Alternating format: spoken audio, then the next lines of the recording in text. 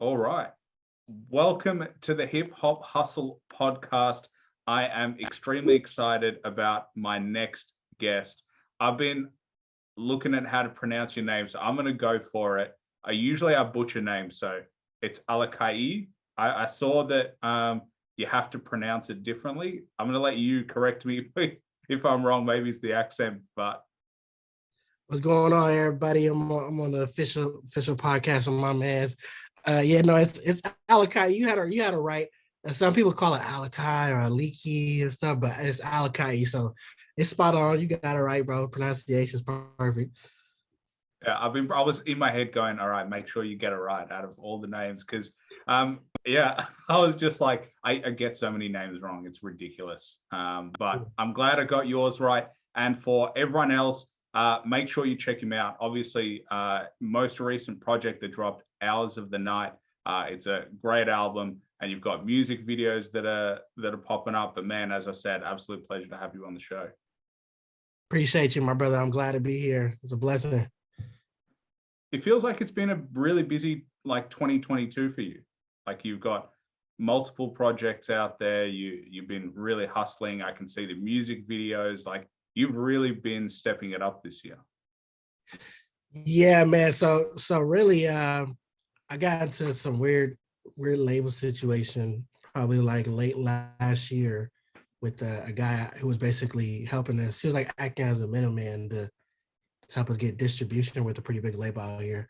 Nothing wrong with the label. Shout out to the label. I'm not gonna put their name here, but we have all the most respect and love for them. But the middleman gave us an issue, so it just affected because I had a lot more content out on my distribution platform at the time, and I was making all this money and doing all these streams, and I wasn't getting access to it because the middle guy was basically not showing face. So I still was able to access my content, so I stripped all my content down, and I honestly, because how the paperwork looked, I had to change my stage name and everything. So this year, really, what my plan was kind of just go into the dark and then come back out to the world stage with my new stage name or alias, which is really just my government name, which is really my government name. So it works out perfect.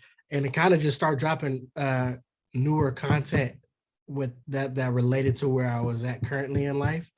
And also kind of just start playing around with different sounds of music. I used to just do more rap focus, and it just started going to more like vocal things and stuff like that. But once I dropped the first content earlier this year, it kind of just translated into this big thing where I had a following starting to gather around, and I again went back into the dark, and I came out with Hours of the Night, and I recorded that, mixed and mastered it. Shout out to Ali. He's a Bay Area engineer I was working with, but he's based in LA now, and he helped with the mastering process. And we did that in the span of 2 months, and I released that at the end of October, and it's just been up in the air since. So let me ask you this, with regards to that situation, how does that come to play in terms of having a middleman as opposed to dealing directly with the label? I think when you that's a great question. I think when you're dealing, I think it's all about how the cards are dealt, right? And I think if you're smart and you know business, I advise all artists when it comes to music, making music, creating music. That's the most easiest part. Marketing, challenging, but you can get over it. But business is everything. The whole music industry is just really business. It's politics and business. And I recommend all music artists to understand business. And I could just say is that when I got into this weird situation with the guy who's in the middle, I was younger and I didn't understand business. And what makes the business difference when it comes to getting distribution with the actual label versus just going to TuneCore or United Masters is again a lot more paperwork. There's a percentage taken off, right? And there's a lot more less leeway with everything because it's kind of like it's still an agreement. You got to reach a certain par, do this and do that. And instead of going directly to the label at the time, because again, I was much younger. So when I signed this distribution deal, I was part of a rap group. And a lot of the guys in the rap group, and they're trying to get in with this distribution label out here. And they wanted us, but they found us through basically that middleman guy. And so that middleman guy was technically like he got that artist finder fee type situation, but he kind of cut himself into the contract. And so that being said, is that not only was the label getting their cut, now this guy was getting his cut. And so it got into a weird position. So I recommend artists when it comes to distribution deals and all that to make sure that you don't have no subsidiary, you don't have no middleman, go straight to the label. If it's not gonna work straight with the label, just go to United Masters, go to TuneCore, because it's practically the same thing. It's just, when you have somebody like that's a bigger label, you have the face with it, you have the brand attached to your brand, and that can solidify the appearance even more. But at the end of the day, it's all about what's on paper, right? What's being put, the numbers being put down and calculated and deposited into your account. That's what really matters. You can look rich all you want, but what's on paper is what really matters. So I can say the difference between going with the middleman and going straight to a label was now you have somebody again who can disrupt and interrupt any flow between you and the label. And that's what that guy kind of acted as. Because, we're like, hey, we're waiting for our deposits. We ain't got our check yet. Oh, well, you got to hit the middle guy. Because, he's the one who found you and brought you here. And he's the one who basically gives the green light to us to release the money to you. And that guy wasn't showing face. So we're like, well, we're releasing all this music then. Where's all the money going? And then it kind of has gotten to a sticky situation, right? So I recommend all artists don't ever do that. Unless it's a very trustworthy person, don't do that, and but it's a learning lesson. I'm glad I experienced it. I tell everybody this, I'm glad I experienced it, because now I in that time period of understanding it in the legal loopholes and all that, and how they went about it, I understand business now, music business. And now when it comes to doing a new contract, because I've talked with Universal Music and Capitol Records in this past 2 weeks, I understand what I'm getting myself into. And I'm dealing directly with the label too, instead of, having to go through a loophole to get to that, Yeah. It's interesting because they must make it sound like they're the only connection that you can have. Like they have this exclusive opportunity. You can't speak with the label directly. You can only go through me. Like you're lucky that you have me to put this connection in and put this good word. Like I'm essentially whispering in the ear of the label to make this happen. And without me, it's nothing. And then obviously the more people that you get in the loop, the more percentages you have to give out. So like everyone's got their hands out, whether it's 1, 2, 3, and then he's got a team. Everyone has a team and they're looking for money. And so I definitely agree that when you can do direct business, it's at least easier to tell what is happening. Man, 100%. That's all I can say to that statement right there is 100%. And I say for a long time, that's how it felt, where it's kind of like, we could go to them. The office is down the street, right? We can just go pop up. But they felt in a way kind of like, okay, we have to wait to hear back from this guy in order to do that, and it kind of created this like this weird facade over, like, like it just felt like this was a normal, like this shouldn't, in terms of distribution deal and all this shouldn't be normal. Even though I can contact their office and I wasn't in contact with them, I felt like, yeah, we can't do anything further unless this guy's here. And it kind of felt like, it almost felt like, kind of like hands tied behind your back situation, a little bit like you can watch, you can do, you can sing, you can do all that, but you can't do anything else, and it's kind of like, oh, okay, so it was very much as what you just said. And so let me ask you with regards to like ownership of your own music, and you said you had to change your name and essentially rebrand. Mm-hmm. At the time when you made that decision, what was the feeling like within your team, within yourself? Like that's not an easy decision to make. It's not, and I think that's a great question. I think for a minute we had one thing again is music's business, right? And I think there was a little bit of an emotional attachment to it in the first instance, right? We felt kind of betrayed. We trusted this guy. We've been around for him and in this situation for so long, and it just ends like this. And I finally started building up a following with the music. People are listening to the music. It's not big numbers, right? It's not Drake numbers, but it's a decent amount of accumulation of streams where it made the most money I ever made in my entire career off streaming and just album sales, right? And now I can't contact the guy to help me receive it. I can't do anything to this is it. Okay. And I think it was a little bit of an emotional attachment to the idea. But then again, we realized things like this happen every day to artists when they don't read their contract right. They don't understand their obligations and what they need to fulfill. It's just reading the fine lines and details, and once I kind of understood it, and all you can do is kind of just respect it, not him, but just respect that's just how the business works.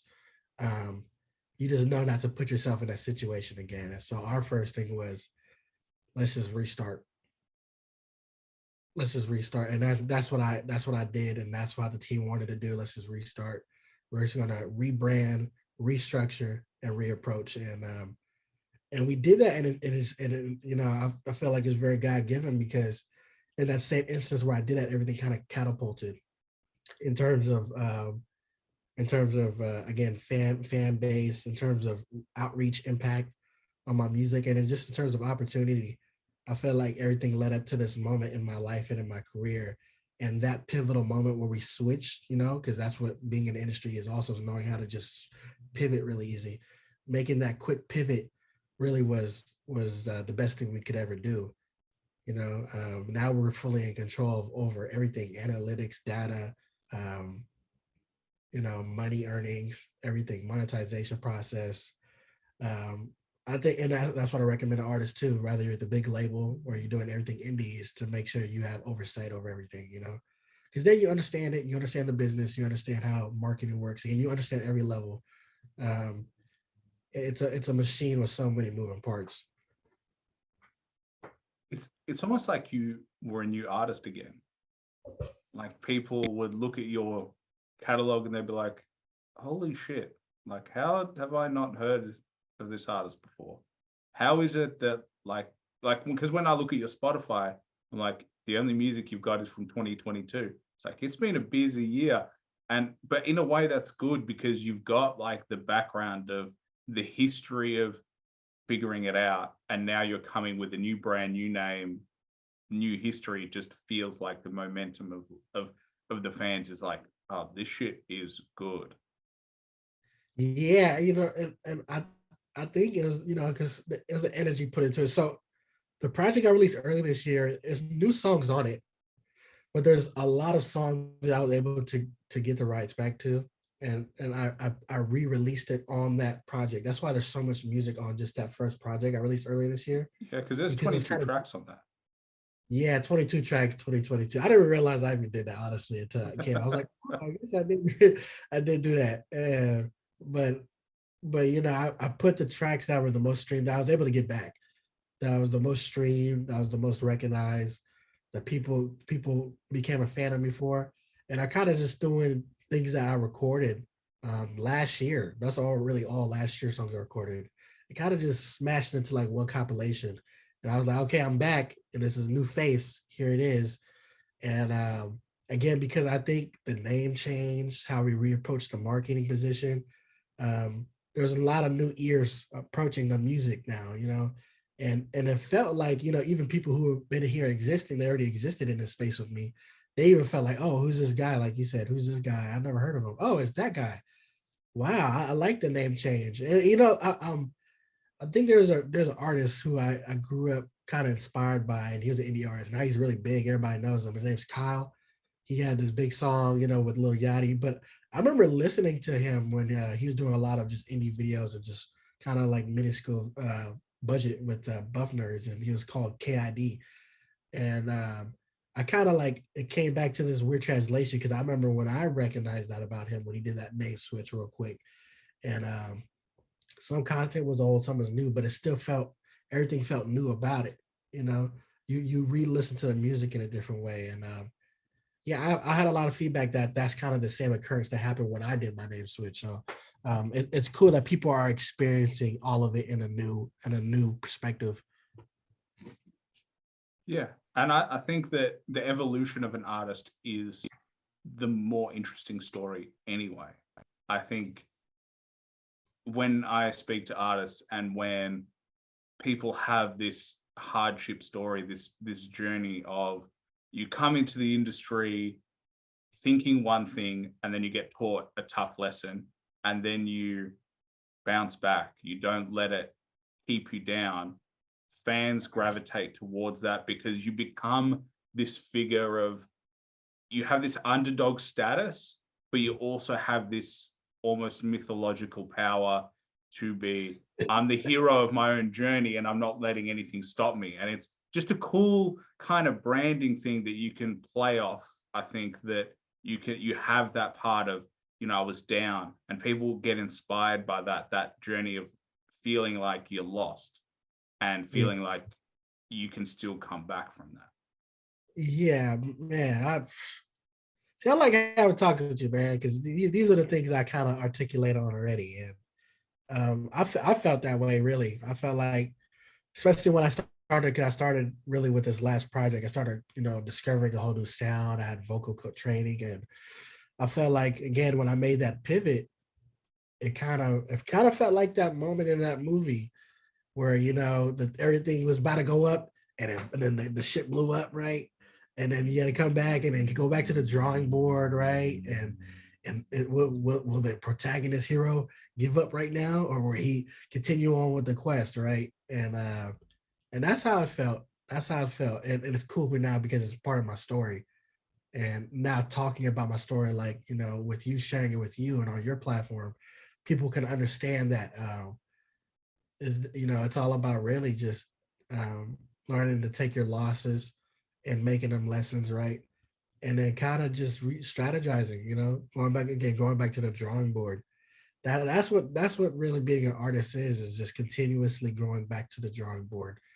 Because even when you become a superstar per se, you could just be a one-hit superstar and then you just never have another song again, right? And what makes um, a superstar turn into more of like a legend or a household name over the generations to come, like Michael Jackson or something, is when you keep going back to the drawing board and then you keep bringing back hits. You lose, you have a life situation, you apply to your music, go back to the drawing board, album, go back to the drawing board, boom, boom, thriller. Like, and it's just, I think that's what makes a very successful artist is when you not only learn how to bounce back, but then you take your life story and your life lessons and apply it into the music. It makes everything very raw and organic, Yeah, it's like the all is lost moment in a movie. Like every movie, if you look for it, they have that moment of it all seems hopeless. It all seems like you can't, it's impossible. How are they going to bounce back? So you had that moment. And I'm sure you'll probably have other moments as well that feel that way. I think that's the life of an artist, of feeling like that. But do you think that artists who do really well and then fall off, is that because they're not critical enough to go back to the drawing board? I think that's a question and an answer that has a lot of a lot of a lot of answers to that one, actually, because it's kind of like sometimes I think a lot of people can miscrew or misunderstand that these big superstars are just like regular people sometimes, and like they just go through all these weird things in their regular life or in their head, like a lot of mental health that we don't talk about with famous people and celebrities. And I think sometimes when people don't come back, it's either they just ran out of ideas. Sometimes they have the life is just in shambles, right? Three, they don't like Drake said, when he stops having fun with it, you're done with it. I think that's a really big thing too, is people just stop having fun with it, Sometimes it's just their age. Sometimes they're like, oh, it's a young man sport or a young woman sport. I don't want to do it no more. And then sometimes it could be a religious change, They find God. They find that they just go on a different walk in their life, right? And I think maybe the most important one is just Sometimes it's just the world doesn't want them no more. You know, sometimes they can be doing everything right. They're going back to the drawing board. They're making dope videos, and it just doesn't hit the same no more. You know, and we seen that happen with a lot of artists, right? Where they came back, they did this, they never left. Honestly, they never left, but it just never hit the same. It just never hit the same. You know, and it's not that the music's terrible. It's just the world was like, nah, we regurgitated already. Like, you know, we're on to the next thing now. You know, and those artists kind of feel kind of more left behind. And but it happens again. That's just the business, sadly. I think it must be scary to feel that way, because there is this feeling, this high that you get from being at the top of your game, getting recognized for everything that you do, and then it just falling away, and you having to cope with it. And I think you're right that what we see is artists break down when they realize they may never reach the heights that they used to reach.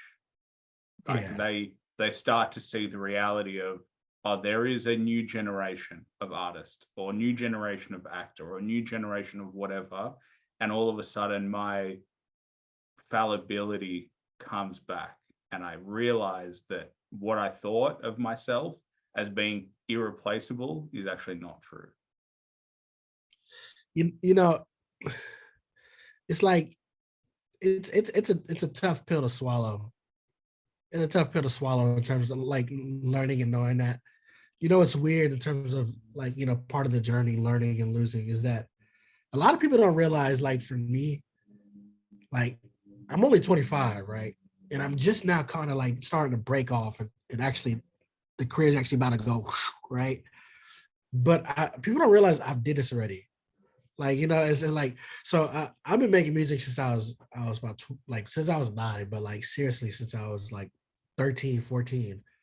And I was blessed in a situation where my older brother, who's my manager now, he was a really big artist in the Bay Area at the time, and he had a name going for himself. He was selling out shows and doing all of that, and I had a weird home situation where, you know, I was getting in trouble, and I got kicked out of my mom's house, and I ended up moving with my dad, and this is how I started moving all around the Bay Area and experiencing so many different cultures and stuff like that, and different, because, you know, even though the Bay Area is one place, you can go to a different side of the peninsula and it's a whole nother lifestyle, whole nother feeling. And when I was over here with my dad, that's when I really started making music. And my brother was like, "Well, you make music, like come on tour with me, like come travel with me." And so from about 14 to about 19 years old, I was touring, I was traveling, I was experiencing, I got to learn how the music business worked, how the music scene worked, how to network, how to go to the studio, record a song, go shoot a professional video, and then bring it to life on the stage. Like every part of the process, you know. And at 19 years old, it just stopped. Like just everything just stopped. Life kind of happened for my brother and a couple other people, and we just stopped touring. It just stopped. Everything just went almost as if, like, again, like you were this big superstar that goes. And in that time from 19 to about 22 years old, I stopped making music. I stopped doing everything, and I kind of hit that brick wall where it's kind of like, okay, like that was it. That was it right there. That was the high. The high is gone. I'm watching a lot of local artists who I was ahead of for so long because I was lucky. Now they're taking off and they're the hot thing. And I'm just sitting back like, if I just would have like did that or did this. And I kind of had that aha moment where I was like you said, like, you know, oh, okay, I'm not popping no more. This guy's gone. I'm just like, I'm extinct. I'm that artifact on the shelf now. You know, you blow the book, all the dust comes off. I'm now that, you know, and I had to sit there for a while and kind of just like come to that realization of like, this is just music. This happens. Now, if you want this to just be your ending, you can, or it can just be again that moment where it just right it all fails. It goes, shh, and that's exactly what happened. I failed. I went up. It blew up again. Came back to the drawing board and went, shh, it went even higher than it did my entire life and career. So, learning lessons, man, learning lessons. Isn't it funny that at 19 you're like, it's over. This is it. I was my best at, you know, at 16. That was like the peak. of my powers. So it's so funny to listen to that at 19 you had that of like going, that's it. I used to be this great artist, and now it's all over. Yeah, and I didn't even, and in my mind, I thought I did it, but I was nowhere near it. But you know what it felt like? It felt like those Nickelodeon stars. They're like, they blow up so young, right? And then they peak and they just disappear. That's how I kind of perceived it, right? Mm. I was like, I was 14 years old and I just got to see the world up until now. Now it's just done. Like, kind of that feeling of like you peak too early, That's how I felt. That's how I honestly felt. Yeah. I mean, looking back now over the whole journey, it's been 10 years since you started. So it's like I always say to people that, Kanye said it takes 10 years to become an overnight success.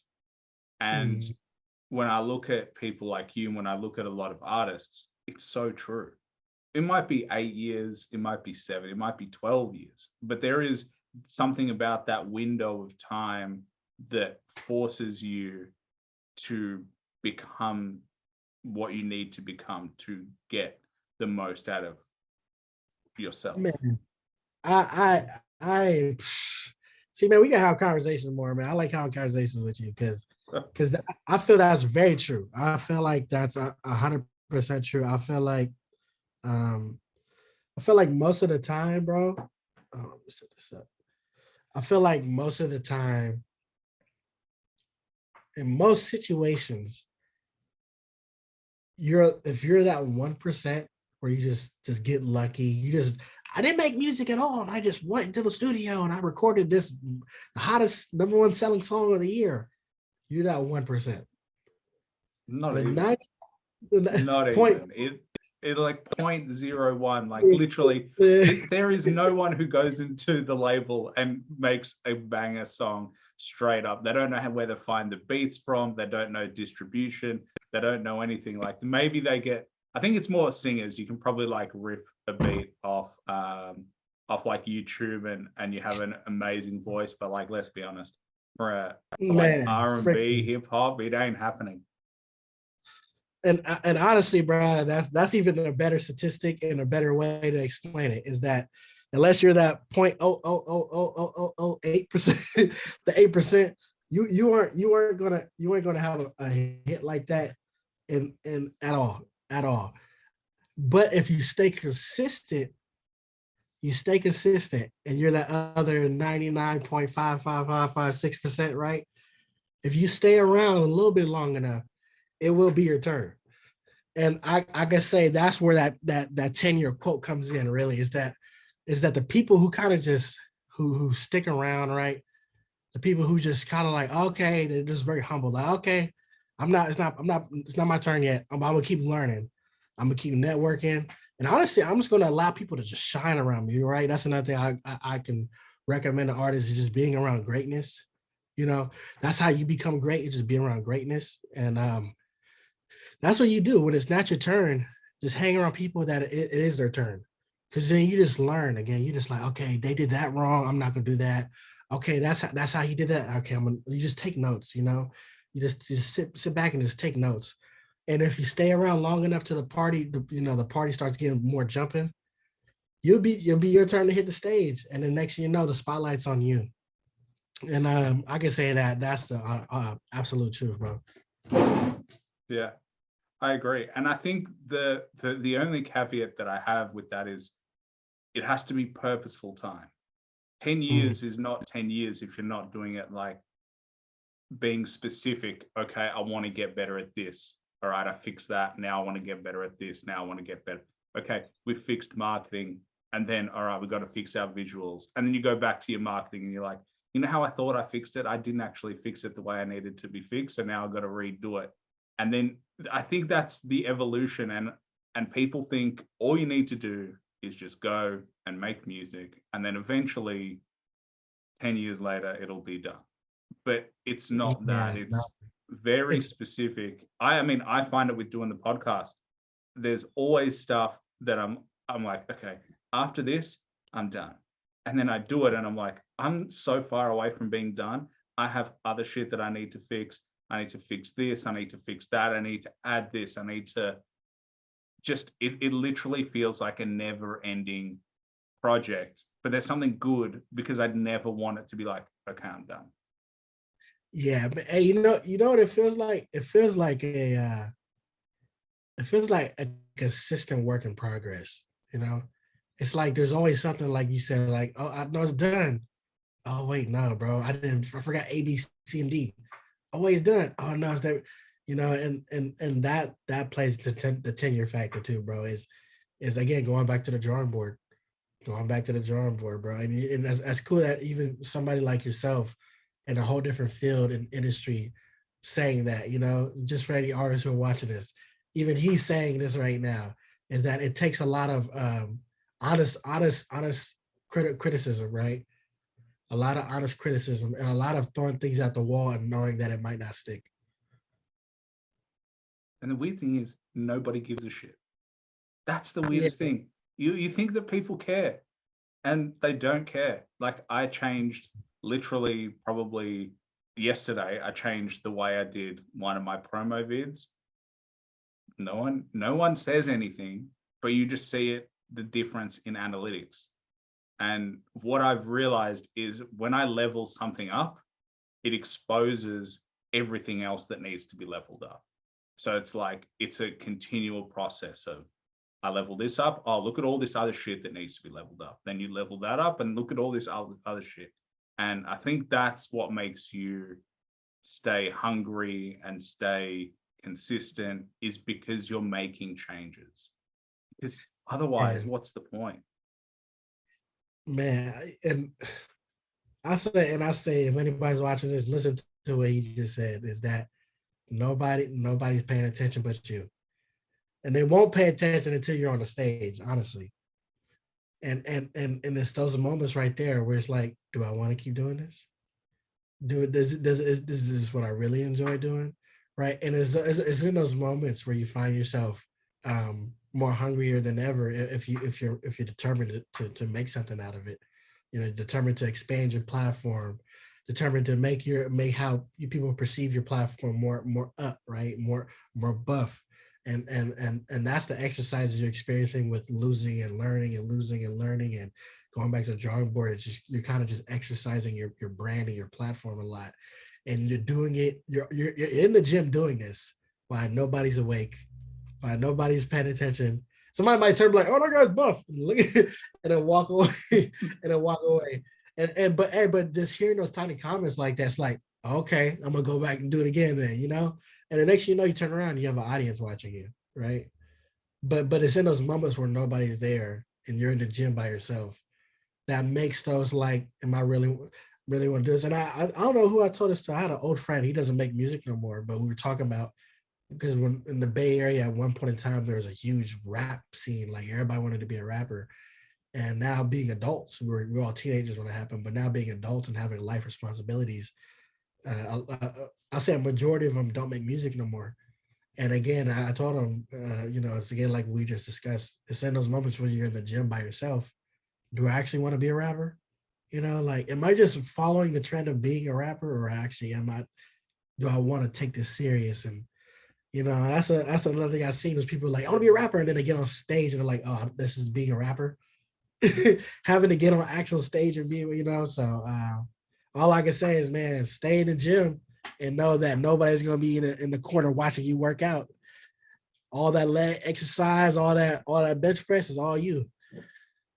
Literally. And the thing about people is they won't see what you do, they will just see the behavior. And there's this awesome quote that I love, and it's, first they'll ask why you're doing it, and then they'll ask, how did you do it? And the weirdest thing is, those people know exactly how you did it. It's because of all those times that they said, why are you getting up at 5 a.m? Why are you not coming here? Why are you doing this? Why are you doing that? And then when you're successful, they're like, hey, how'd you do that? And it's like, all that shit that we've been going through and you've been seeing me do, that's how I did it. There's no like scheme. And it's the weirdest thing. I see all these videos on TikTok that's like, how to make $30,000 a month instantly. And it's like, if that shit was real, everyone would be doing it. But that's not the case. They're always like, all right, here's what you got to do. Here's like 40 steps and you got to put in a lot of time. And it's like, oh yeah, so effort and energy and research. Yeah. Like Yeah. everybody else. And honestly, that's a weird thing. We're living in that time period where that's everywhere. Like get rich right away. And people actually start the course. To like, all right, if you go through all 80 pages, by the end of this 80 pages, I guarantee you'll be a millionaire.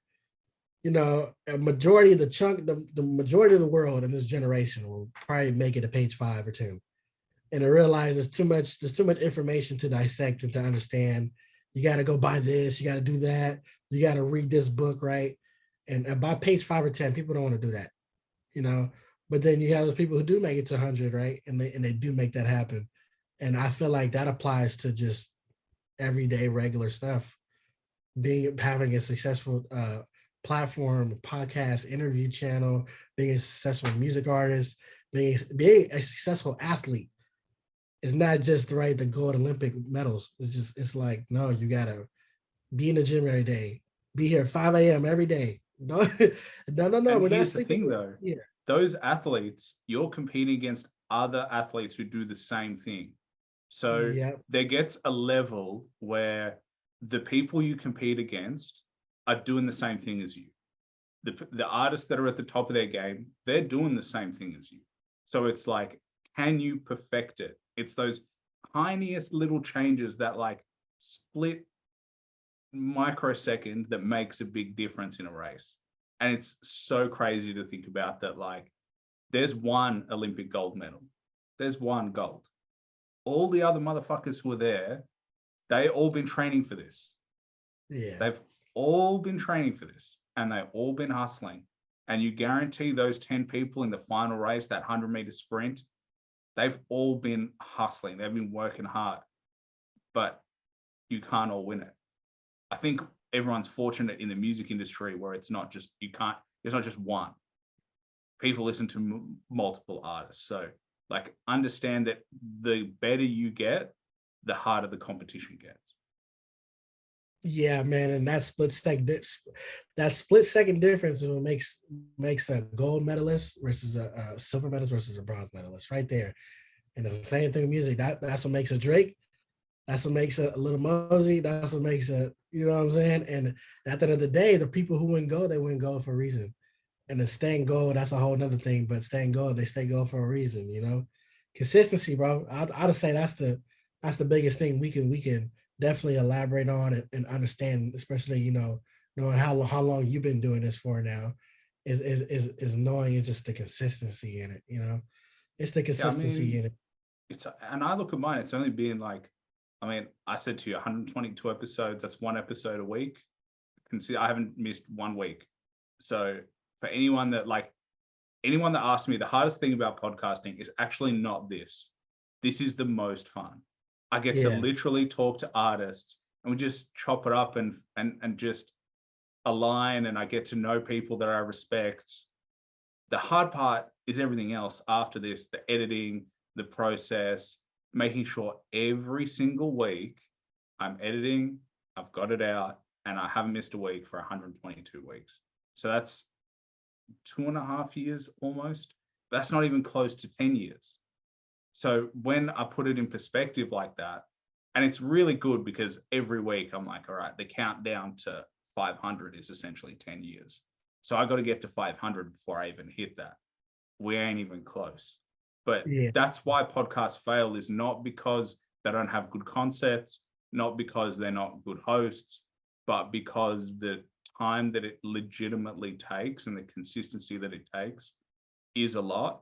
And a lot of podcasts that do well are just celebrity podcasts because they already have a following. And so if you're starting from scratch, you have to be patient enough. Like I look at Joe Rogan, he's done 1,500, like something ridiculous. I don't know exactly, but he didn't get. He did how? Yeah, how many? He's done over 1,000, easily over 1,000. Let me see how many he's done. Easily over 1,000. So like everyone looks at Joe, and so he's sitting on well, I think it was like 1,800 podcasts. Well, I got that YouTube check. Got that Spotify check. Yeah, 1,902 currently. His last 1,900. And he's doing 2 a week. So to be fair, he's doing 2 a week. But that's what it takes to be an expert and the top of your field. And I was like, and I bet he has a whole team to edit his videos and stuff for him too. Oh, for sure. He started making money a while ago, but he didn't become who he is for a long time. No one was listening to his shit. Same as Mark Maron, who's also up there. He's been doing it for a long time. Like all these podcasters who are successful have a bulk of work. Yeah, and that's another thing I tell artists is that if you're independent, you know, some call it the rest formula, and I think really that's, you know, he didn't invent it, but he was one of the first ones to kind of just say it openly to do it. And it's kind of just drop content, because at the end of the day, as the indie artist, you're there for the crumbs, right? So if you can do one song that can make $5 a week, another song that do $10 a week, and another song that does $20 a week, and then you're dropping 100 of them a year, that eventually snowballs into a cool little, you know, 30, 40,000 a year, you know. But it's the consistency and having all that content there. It just it all just it doesn't just sit there. I mean, if you're already building a small following gradually over time, and you already have all that content sitting there, it's gonna start working for you, right? And that's what you got to start doing for your platform and your brand and your content, is that eventually over time you got to make it kind of work for you. And I think that's a key to being a successful music artist, or just being in the podcast field, bro, is just having so much content and a huge catalog to dig through. Yeah, and I think I agree. I used to think that you have to be more purposeful with your content, but now I think the game has changed in the sense of you release something, people don't have to look at it for 5 years, and then they look at it for 5 years later, and you get paid the work that you did 5 years ago. Yep, exactly, bro. And also, can we talk about their attention spans? Because that's another reason. You know, make sure it's interesting topics and stuff, but if you try to focus on building too much quality into one thing, it's just like it's not gonna be worth it, because, you know, a small statistic out of everybody who's coming to watch this video, if you got watch the view duration, right, how long they actually stayed and watch it to, most people aren't staying after the first 10 seconds. You know, so it's like whoever stays at the first 10 seconds, you know, those are the people who matter, but those are also your fans. But again, having more content that might lead to a longer view duration, that's the only way you can actually start building on that following. So I mean, look at the data, because that would tell you right there, instead of trying to worry about the quality of the content, just look at also the data and analytics. Because I tell you, sometimes people just take 5 minutes to make a podcast real quick, bro. And that's the one that hits 30 million views, right? You're like, oh shit. And what are you guys talking about? Oh, we're just talking about how formula is so expensive nowadays. Yeah. Like, what? It's a weird subject, weird topic, and you never would have thought that would be the one, right? But you know, just make sure that, you know, the content's interesting at least. And just focus more on, like, you know, again, running the ads, building the fan base, looking at the data and analytics. Yeah, I remember I had a video that me and an artist, it was dub work. We spoke about him falling asleep at the movies. He got 70,000 views. And I was like, what? we didn't even talk about hip hop at all, which is the content of the podcast. We just spoke about him falling asleep, and it's like, man, it's like it's just cold in the room. It feels like I'm just going to bed. That's why I don't go to the movies. I fall asleep every time I go to and then everyone was like, me too, man. I fall asleep. Yeah. And it was just the weirdest thing. Everyone was like, I get that. and that's the one thing I can say, and I recommend to everybody who's in creating content, especially like just more video content, and as talking about situations like that, that's more relatable, ends up getting a lot more traffic to it. So something like that, everybody's like, oh, I fell asleep at the movies before, you know, and they're not even there now for the hip hop part. They're just there to just talk about how they had that one memory back 20 years ago when they're with their parents at the movie, you know, but now they're like, oh, now I'm just gonna subscribe to the channel real quick, because they might talk about something else now. I might think so. I can say that's a really big thing, and it's a random thing that blows up. but just having relatable content like that, bro. Having relatable ass content like that. Well, that's why I don't plan the questions, because like this is better. This is way better than me planning any questions. You and I finding like getting along like this. Honestly, the journey of an episode is just me and the artist and me and you figuring out like, do we actually get along and could we hang out outside of this? And if the answer is yes, the content's going to be dope. Yeah. Now, I think that's what makes podcasts more raw and organic and fun, and that's what gets the traction. It's just natural. Everything's natural, you know. Nothing's forced. When you have it's forced and it feels scripted, people will still watch it, but it's more of like, I don't know. It's like a reality TV show now. You know, it's not more of real life. You know, this is real life right here. It's the And first time TV we have networks. had a conversation, bro. Yeah. I don't know how long we've been talking for. What 30 minutes or so? We went 30 different topics already. But you know, that's but yeah, bro. I felt like when it's raw and organic, bro, it's real. It's real. Well, that's how you talk with your friends. It's like there's no like, all right, switch topics now. It's just whatever we talk about, we're gonna choose a rabbit hole. We're just gonna go down that. We're gonna find the next one. Look at that camera. Look at the camera. Camera A, camera B. You know? Yeah. Although, speaking of raw and organic, look at this as a transition. I did watch somewhere that, were you a ghostwriter? Did you ghostwrite for artists as well?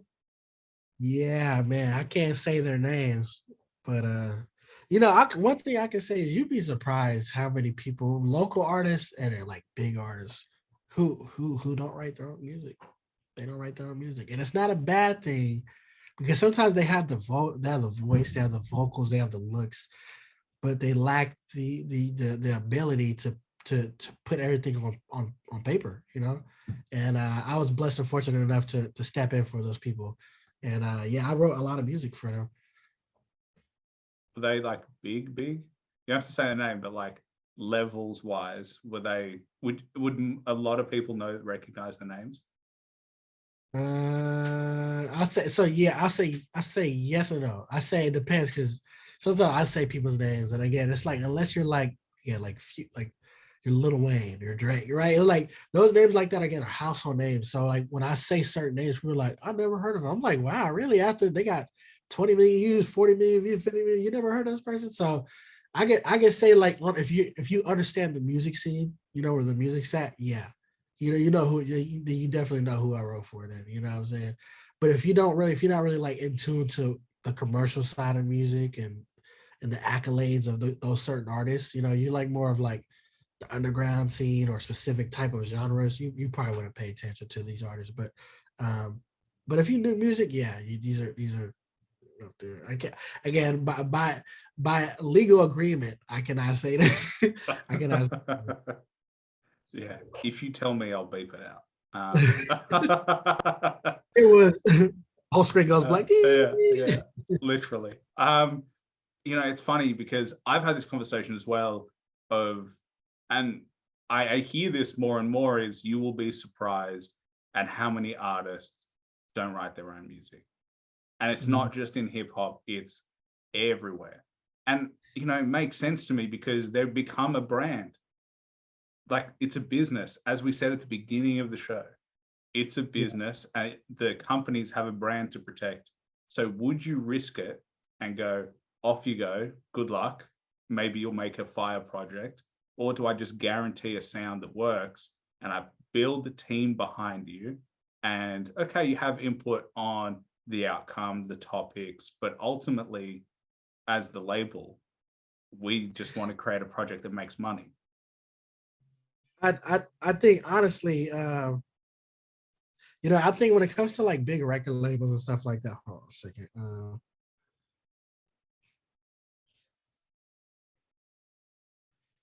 When it comes to like record labels and stuff like that, there's a lot more on the line because their money's on the line. Let's just say it simple like that. Their money is on the line.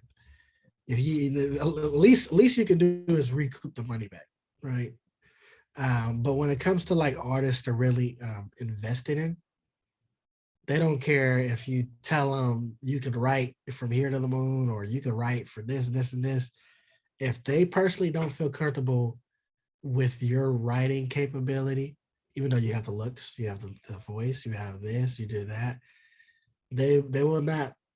And also, again, another contract, they can take advantage of it too. They will not let you write your music.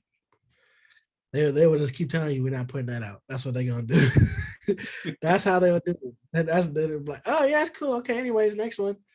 I'm like, and then you get so and so in the room with you, they write it, and even though yours is cool, it's just having that person who can take that song from amateur success to a radio single charting Billboard chart song, right?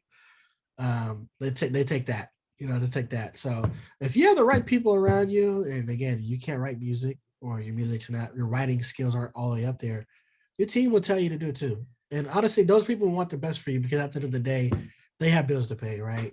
They want you to be successful. They want to keep doing this. They like the chemistry, right? So if they're smart enough and they have a brain too, they'll tell you like, no, do it. Because again, so and so's doing it, and so and so did that. Don't feel like So, and I think as just ghostwriter for people, just coming into the room and letting them know it's like I do this every day, and I just want to let you know you're not the only person that's doing this. So don't feel like you're putting yourself more down there in a way. At the end of the day, when it comes to the music and success, it's all about numbers. The music industry, the real music industry, Hollywood music industry, it's all numbers. So all that matters to them and what matters to the world is the hit that keeps you where you are and that sells the record, sells the show tickets, that sells this. They just worry about the numbers, right? All the other stuff is more of just in your head, So let's just sit down. I'll still take your ideas. I'll still take your ideas. You want to throw some ideas out here, but like just let me take the lead, and I promise I'll make sure it stays to your image, right? Stay close to what how you want people to perceive you and all that. But then my touch to it will bring it to that next level. Because honestly, that's how I kind of got in the door a lot of places and behind the scenes, which I recommend artists to do. If somebody tells you who's higher up that you have that golden ticket feel about you, just go in. And that's how I got in the door in a lot of places, was just people just complimenting my writing ability. They complimented my writing ability before they complimented my music. Honestly, they never started. Having this last project that I just dropped is what changed everything, because everybody's like, yo, who's this guy now? Now it's like, okay, this guy he's going to be the superstar now. But before that, it was just like, he's just a really good writer. And I took advantage of that. I was like, okay, let me just step into rooms now. Let me just put my face. Oh yeah, hey, you're that guy who produced that one song for Little John back then. And I'm just nobody to you, but now you remember my face. You remember my face, right? Okay, cool. You remember my name? Cool. I'm here to write for this artist. And it's just in that instance that's what it's worth being a ghostwriter in rooms for. And then again, now you understand what's really inside these superstars' heads, bro. You understand what's inside their head, bro. And at the end of the day, it's security, but at the end of the day, it don't matter about the insecurity. What matters is getting those numbers, keeping your platform, putting you in front of the fans, because they're paying to see you. They're paying the hard-earned money to come see you, right? And just giving them a good show. That's what it's about. And if you drop a successful album and you have this whole gap of time to write more music, then yeah, I won't be around. Write your music then, But right now we're on the clock, we gotta go get that Grammy. You know what I'm saying? So I actually have no problem with ghostwriters though. I have a problem with people pretending like they write their own shit. That's what annoys me. I have no problem. If you're like, you know what, I got a team and we got together to make the best music we can, I get that. That's the business we're all in. But what I hate more than anything is when artists are like, man, I write my own shit, I'm the best. And then you've got a team of ghostwriters. And it's like, you misrepresented yourself. And now as a fan, I feel like you've taken advantage of me. And so that's what I don't like, is the culture of just silence. So if you don't tell who ghostwrites, like I just want an artist to be like, I have ghostwriters. I'm an amazing performer. I have an amazing voice. That's what I bring to the table. The others, they bring the other shit. Yeah, I lose a lot of respect for people who say like basically like they're like, yeah, bro, like I write my own music, and it's like, no, you don't, right? No, you don't. I have a lot of respect though for people who like, no, I write my own music, but like when it comes to making those hits, I have people in the room with me. Because I'm totally for that. Like, I can say personally myself, there's gonna probably come a point, even though I have writing abilities, I wrote for people, where I might just need another face in the room, right? I might just need somebody who's gonna be like, even if they're not writing, they're just like, because I can say that's another thing I've done before. Is just somebody just has like this roadblock, like, you know what I'm saying? Like, it's just the roadblock, writer's block, same thing, but they just, it's like it's just not hitting, right? Something's not clicking, right? And so you just kind of go in a room with them. You got the engineer there, the producer just running the beats up. You just sit there, and you just pitch ideas. Like, you know, and I can say even for myself, I wouldn't mind that when I get to that level, is just having somebody there to help pitch you ideas. And I have respect for people who admit to that, because you get to a point where you do shows, you go this, you do that, you do this, where you lack the time to be creative. Some people just still have it. They're on 5 minutes going to the next stop, they'll just write a song right there, right? I have that ability, but I can say that when you get to a certain point in it, you get very burnt out. You know, you get very burnt out.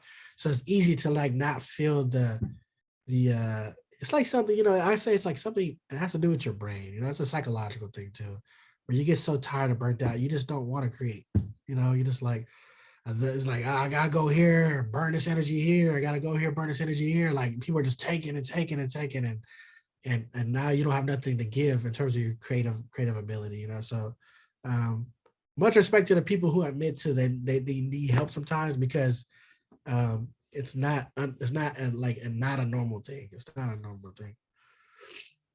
It reminds me of a date I went on recently, and it was not a good date. Let me tell you, it did not go well. But we got onto the topic of Taylor Swift, and I don't know for sure. This is purely my conjecture, and I was just like, I had already at that point realized that we're not having a second date. So I probably did this like a little bit antagonistically, but I was like, you know, she probably doesn't write her own music, right? And you should have seen her face. You should have seen how upset this made her. Like, it was not, it became really unpleasant after that, but it wouldn't surprise me. Like, yeah, but also like, I like at that level, like, you're an investment. Like, you're so big. Like, you are such a big name. Why would this is what I said. I said, why would a record label take a risk to be like, go off, write your own shit, good luck, fingers crossed? And like, they just Man, wouldn't do that. I wouldn't do that. It's an investment. Artists are yeah, investments to these labels. yeah, they are, bro. That's how I was mentioning to getting writers, that it's like, if you've done it, like I said, like I keep bringing up Drake because, you know, Drake has had ghostwriter. He has ghostwriter camp. It's not.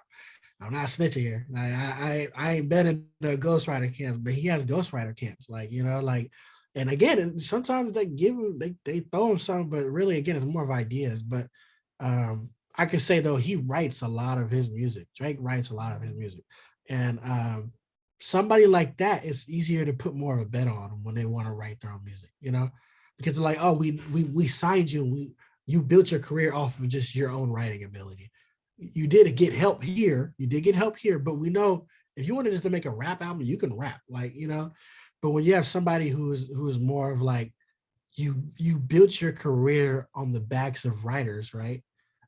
It's a liability when you want to go off and do your own thing, because like, no, this has always worked. Why you want to do that now, right? And so somebody who's doing arenas and all these huge numbers like Taylor Swift, come on, that's what's logical is we don't have time to fail, Taylor. This is what they said. We don't have time to fail, Taylor. So do this, do that, go do your tour. Here's another $30 million.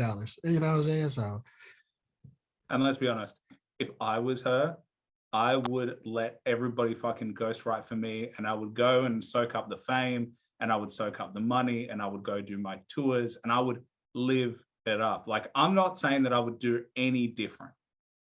I'm just saying that, like, I think we have these rose-colored glasses on that it's everyone does it except for my favorite artist.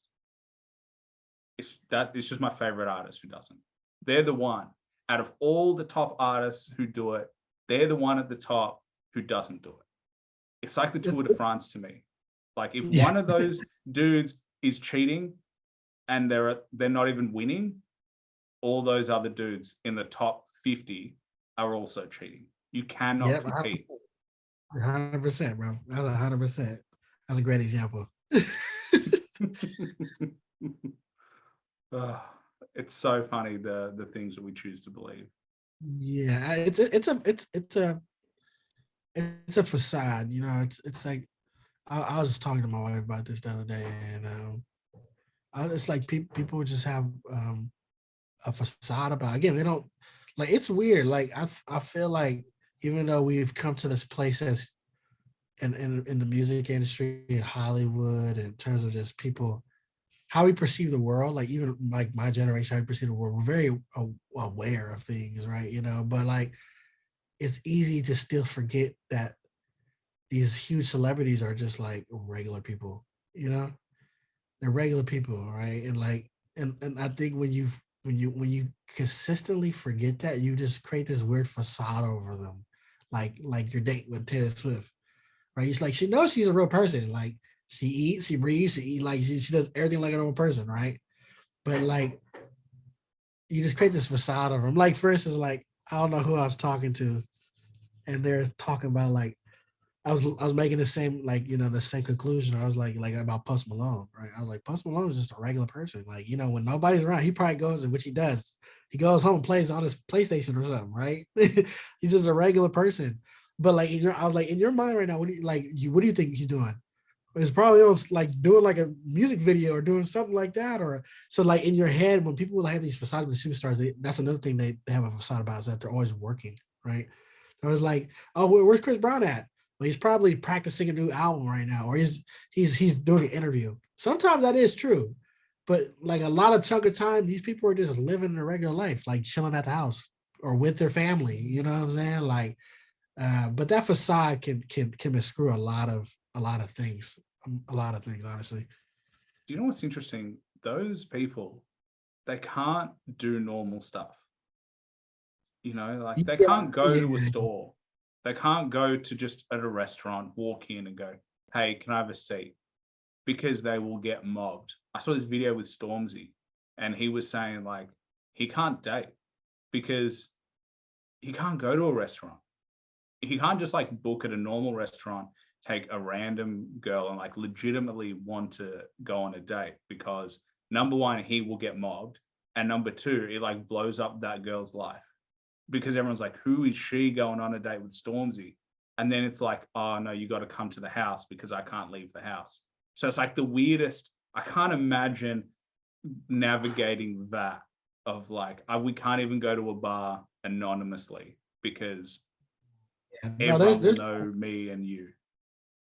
yeah. I think maybe I say like when I say I think normal. I think normal like it's funny because normal to me is like being a celebrity, but you're just doing stuff around the house, maybe, yeah, or like doing things that are very like very like undisclosed locations, right? But yeah, no, once you get to that level, it's like one thing I've learned because um again I've been behind the scenes a lot, so I see how these people think, right? And I'm getting to the point now where locally I'm like that, right? Because like again, this buzz has been building for like the last 2 months. From now, I'm just getting to the point where like I go somewhere, I was like, oh bro, that's you, bro. Like, but I've seen the top level of it. And the top level of it is it's like, I just tell people there's no sense of privacy. Privacy doesn't exist no more. And it's kind of their fault, but it's not, right? It's their fault because they opened their life to the world. They've shown their face everywhere in the world, right? But it's not their fault on how people react, like how they interact with you when they see you. And most of the time, again, people have this word facade. So they're like, oh shit, it's Lil Wayne. Like, it's Stormzy. Like, oh yeah, it's Stormzy. Like, bro, I just played your album in the gym for like three days in a row. Like, so it's like they have this weird facade. And again, it miscrews the perception of reality and how they see these people. So it's like, I mean, because even for me, like I can tell I was backstage with like the Cash Money team. Like I have a lot of family connections with like the Young Money Cash Money team, and I was backstage with like Y100 and Tyga and again Wayne and stuff and Birdman, like these dudes who I grew up watching. And I can say even myself, after being in big rooms and stuff, I was sitting there like, like, whoa, like these are like this, like I just saw you on TMZ, I just saw you in here, and I'm just like sitting here watching you guys now. And it's just like even for myself, I can say it's a weird, like it's like this weird thing your brain can't put together. It's like it's a little bit like what they say superstardom, like like when you get kind of like, oh, it's that person, right? It's a little bit like that. Like for me, it's more dimmed down, because I get the regular people, but um it's still very much like, whoa, I'm with these people. Like, I'm with these people. And these people are like, the whole world has their eyes like hawks on them, and I'm just with them. And you can see a little bit of the paranoia, the more of like, I gotta watch them around. I can't turn my back here. Very cautious on what they say and speak because there's cameras out, right? So it's weird, bro. It's weird. See, I imagine myself meeting these people, and I'm like, it would be almost impossible for me not to be like, oh my God. Like I've been listening to you for like 30 years. I've been like waiting to have this opportunity to talk to you. And now we're talking and I'm shaking your hand. And it's gonna be hard for me not to like be a fanboy at that time. It's man. I still to this day, bro. I think the first celebrity I seen a person like that from me was E40. And E40, like, E40 is? Yeah, yeah, Of course I yeah. Yeah. I remember that was like the first celebrity because we opened up for him, and that felt like so much bigger than life. This was before I started getting to like the Hollywood scene, and I remember that felt so like bigger than life seeing him. I was like, bruh, like my whole childhood. Like I remember watching the first ever video when I learned about you. When I was like 5 years old, 6 years old, sitting on my couch watching you on TV and tell me when a go came on MTV, like, and like seeing you, and it's like yeah, bro. It's like you see him bigger than life, especially when you see him on a TV screen. It's like if I saw Harrison Ford or Robert De Niro in person, it's like you even though they're right here in person, you put them like it's like, oh, it's just like the Godfather right here in front of me, bro. It's like And you imagine them like 6'5". Like you yeah, imagine them huge. Like you imagine these, and I think female celebrities get this a lot. It's like, holy shit, you're like 5'2". I think Lady Gaga was like 5'2". Everyone's like, you're so short. yeah, yeah. You're not that. I can say that personally, bro. As I've met a lot of people who I've met in person and stuff like that. They're I don't know if it's the camera angle, the shooting up or something. I don't know, but they're not. Some of them are pretty small, bro. You'd be surprised. Like I don't want to name something, but I can say some people I was with that I've just named. They was like, bro, they was not that tall, bro. And I was like, oh damn, like why? Like it just seemed like you're so much taller on TV, but You can I met Google them some. anyway. Yeah, It's not like you're and going to be releasing something that nobody knows. Like people see these people. yeah, I was like sometimes, but Google be lying sometimes. They'd be like, yeah, he's like 5'6", 5'7". And you get a person, he's like 6 foot. You're like, what the hell? Google lied. Somebody changed the Wikipedia thing. I should have worn my biggest shoes today. I still wear my biggest shoes today. Yeah, you got to wear the Timberlands. They got a nice boot on them. Yeah, I gotta wear put some compressions at the bottom, but make me an inch taller or something. Well, man, I only have one more question for you, and this is the only question that I plan on the show. So I did lie when I said I don't plan any questions, but it's probably going I'm to hanging be. up. I'm hanging up. It would be so funny if you did. Be like, that's the first. Yeah. But it's probably going to be the hardest question, probably because I put thought into it. But if you had to recommend one album that everybody should listen to at least once to get an appreciation of, can be any genre of music, cannot be your own music, what would it be? Damn it. Can't be me, damn it. Man, I know artists well enough to know that everyone would be like, my shit. If you ask me what's one podcast you should listen to, it's like, yeah, it's mine. Yeah. See, exactly. You got to, what I'm saying? We got to promote ourselves. We are biggest fans. Nah, I don't know, man. I don't know. That's a hard one. I couldn't even say a specific album because like for me, I just like, especially when my parents growing up, I listened to like so much music, bro. Like it wasn't like I can't even say all that. I can't even say on it. Can I just say top 5 artists? Top 5 artists I No, recommend. no, Album. go for the album. I know it's hard. Like, trust me, I get it. But is there an album that you think just it doesn't have to be the best album, but it's an album that everyone should appreciate and should listen to, like take the time? Because I think some of the best albums have specific sounds and you need to get attuned to it. But there are albums that everybody should like just check out. I think if I had to like I could say this then, like I could say maybe like one album that changed like my perspective on creating music, just everything about music.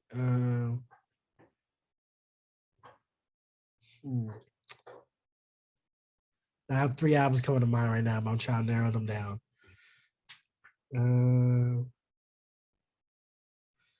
I'd probably have this. Okay, if I had to say, when I listened to the album, like I was probably 14, 15 when I heard the album, and I can say it still has an impact on how I make music because it was just such a masterpiece. And I watched this artist like go from 0 to 100, like because I watched them before they did this album. I think it was probably Good Kid, Mad City. Love Good Kid, that Mad album. City. And it was just like, because you know what? I think that was the first project I listened to, and I watched it in my head when I listened to it. If that makes any sense, I was watching a movie in my head when I heard and I played the whole album. And I remember I was just sitting there like, bro, I'm watching a movie right now, like you know. And I've heard other artists like The Weeknd. He did that with his last project. I think I don't know. It was the one right after Starboy. I forgot the name of that one. But I don't remember off the top of my head. but he was another artist. When I heard the whole thing, I played the whole album through, and I was like, fucking, I saw the whole movie in my head, you know. And it only happens small occurrences, right? But I think that just changed my whole perspective on making music because I think it just like I feel like there's the music during that time period, 2011 to 2013, 2014, it just raised a higher frequency in terms of how people listen to music. I feel like, and the people who are outputting the music. And Kendrick Lamar is one of them. And Good Kid, Mad City, just like I was like, okay, music should be composed a certain way, even though if the song isn't about lyricism, the lyricism still matters. Take people on a journey where you can play the album front to back, back to front, and it'll still be like you still have the same awe about it, right? So I could say Good Kid, Mad City. Yeah, Good Kid, Mad City. And I feel like that's an album artists should study. That's a class right there. I actually think it's underrated. Yeah, like, very. Because very. that's my favorite Kendrick project, Good Kid, Yeah. Mad City.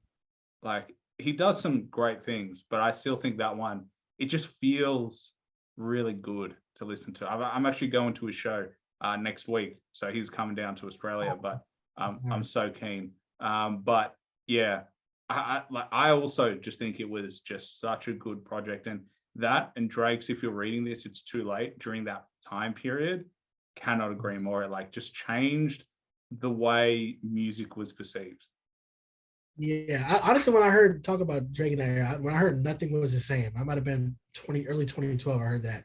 That was another album I think I heard. I was like, wow, this is music. Like this is music. When you can listen to it, you feel a certain way. You see it, it's special. But I feel like if I had to put it in like top 10 albums of ever, I put Kendrick is definitely that Good Kid, Mad City is in the top 10. I would have to say Get Rich or Die Trying is up there too. 50 Cent made crazy that Get Rich or Die Trying. Everybody wanted to wear do-rags after that. Well, you don't have to tell me that was the first album I ever listened to, Get Rich or Die Really? Trying. It was the thing that broke my mind. It was like, it just broke my, I'd never heard hip hop. Like I just never heard it. And I was born in 94, so I'm 28. So I was like, what was it? It came out in 2003. So I was 9. And it just broke my mind. Like I became obsessed with it. And then The Massacre came out, and that's all I listened. I used to fall asleep to Get Rich or Die Trying. And it was ridiculous. Like it just hit me in the right way. It started the journey. Right, you know what's crazy? I can say that me personally. That was the first rap album where I listened to it, and I was like, "This is why I like rap music." Like, was Get Rich or Die Trying, and especially came with the video game and the movie. Like, come on, bro. Yeah, Bulletproof. Oh, we had that. my mum was not pleased that we wanted it, but we got it. And then we got some cheat codes and stuff. And like, you know, you get that shot and you get it in the head and it just like zooms in on the hollow point. Yeah. And that's what's crazy, bro. We can say that was for our generation. I don't even know, by the way, I didn't know you was 28, bro. You look 32, 33, but it's cool though. Yeah, I get that a lot. It's the same age, my white, you know what I'm saying? I'm 97. My brother's 93. So he's like, you know, the same little time gap right there. But our generation, we got to say that we had freaking Get Rich or Die trying to, we had a rapper on a video game. Like what? Besides Fight Club, you know, like when Def Jam Fight Club came out, you know what I'm saying? That was another, no, you pick your favorite rapper. You had Ludacris, you know what I'm saying? You had Sean Paul, give me the line, and then sock you in the face. Like, Isn't it funny though? When you're playing Bulletproof, you're like, I want to be 50 Cent. And you're like, all right, I'll be Young Buck or Lloyd Banks. And it's like they're amazing artists, but everyone wants to be 50. I want to be 50. Everybody want the small little guy, you know what I'm saying? Got the bulletproof vest on, hat turned like this. Everybody want. Matter of fact, I remember I started doing that. I started wearing my do-rag with my head sideways everywhere like this. I'm like, yeah, I never wore a do-rag. Yeah, that definitely wouldn't have worked for me at my school. Like I was like one of like 4 people who liked hip hop. It would never happen. What about Slim Shady? How was Slim Shady when it popped up over there? Big. Slim Shady, like Eminem is arguably the biggest touring act in Australia. He sells out our biggest stadium. The MCG holds 100,000 people. He sells it out like completely. He is the only one to sell it out. Yeah, I bet, bro. That's freaking Slim Shady. You can't go wrong. That's another artist, Slim Shady, early 2000s. That boy, when he came on, when that MTV came on, and there was 100 versions of him. That's what it was over there. That was over right there. Yeah, I've been to his show a couple of times, and it goes off. People love Eminem. Like they just turn out for him. Like it is ridiculous. We don't even have enough equipment for the show that he needs. I think they have to import it over just for his own show. Like we don't have it here in Australia. They have to bring it over with him. But like, yeah, with the amount of money he must be making on those tours. I bet. Like he got the money to import all that too. Matter of fact, he's not even paying for nothing. That's all. It's all covered. Matter of fact, talk about touring money. You know, the weekend makes 20 million a night or something like that. On those arena tours, the weekend makes 20 million a night. So I can only imagine Eminem what he make. So yeah. Hey man, we on the way there though. We on the way there. And I'm looking forward to you coming down. And everybody else, make sure you check out ALAKA'I. I made sure I got the name right. Check him out on Spotify. Obviously, most recent project, Hours of the Night, just dropped. He's got YouTube videos, which are awesome. Check him out on Instagram as well. But man, super exciting to see where you're at and what your future is looking like. And we'll definitely have to do this again, hopefully next time in person. Oh man, yeah. Hope if everything go right, man, I should be at your studio, whatever you should, bro. I should be there by the same time next year, bro. We gonna pop up there. We're gonna have to look back at this video and see how far it came. Yeah, we're gonna have to take a photo, like a for real photo. That's something I'm looking forward to, is like taking photos with guests. Feels so weird because it feels like we'd be good friends, and then we're over Zoom. So yeah, man, I'm looking forward to it. Definitely have to do this again. Yes, bro, that's a lifelong friendship we're gonna make here, bro. I'm about to start bringing you out to my shows if I start doing them out there. So hey, you don't have to ask me twice. I'm gonna be like, hey, remember me? Remember you said that you invite me to your shows? I'm gonna need a matter of fact, how many backstage patches? Let me back in. Now, of course, I don't need passes. Just me. Fuck my friends. You back? No, bring. You have to come backstage with the passes, bro. Trust me, what I'm working on right now, it's gonna happen. Just make sure you're ready to slide through, man. We gonna get that. We're gonna get that interview part 2. We're gonna get that picture, and we're gonna turn up. Sounds good. Yeah, honestly, I cannot wait. I'm already like, come on, happen soon. God's speaking. All right, my brother. I appreciate your time, man. I appreciate you for letting me on your platform, and I feel like what you're doing, bro, is changing the game, especially knowing where you are, your location. I feel like, you know, you creating a platform and a brand that's about to go to the stars, bro. No, I appreciate it. And, you know, I couldn't do it without people like you. So, you know, the time that you all give me just makes it happen. Hey man, great minds think alike. Great minds think alike.